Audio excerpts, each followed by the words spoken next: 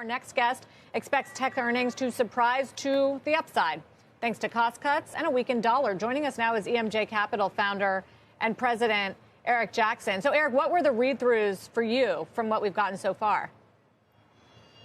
Well, I think Mike was talking about how tech has performed versus the rest of the market. You could really draw a distinction, though, especially coming out of the reports last night, between how big tech is performing versus the rest of tech even. There's stark differences. Remember, we got out of, start of the year, the first 5 weeks of the year, where profitless tech was sort of leading the way, shot out of a cannon.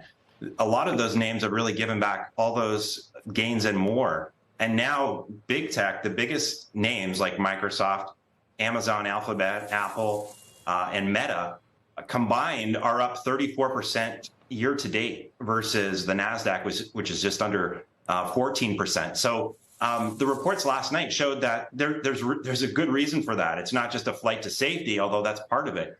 Just operationally, they're doing really well. And there were some glimpses last night into earnings and revenue acceleration going into the second half of this year, rather than sort of a Mike Wilson, everything's going to come apart at the seams narrative.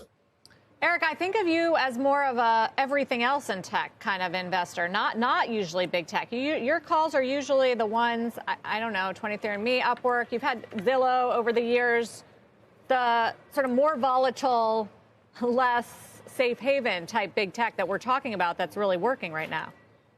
Is that true, still? Yeah, my call at the beginning of the year was that the profitless tech rally was sort of start of a wider tech in general rally because of the drop in inflation that could last for the majority of the year. The Russell's now negative on the year, and so a lot of the small to mid cap names, which I do like, Sarah, have really kind of fallen back. It really did accelerate with the Silicon Valley Bank debacle, and that sort of has led to a lot of rotation out of those small to mid-sized names. There's good news to be found for sure in the big tech names, and I think there's more to come, later with Meta and Amazon this week. And I still think that there is going to be a broadening out of this rally that is going to see kind of some resilience in some of these smaller tech names. But to date, it's been big tech all the way this year.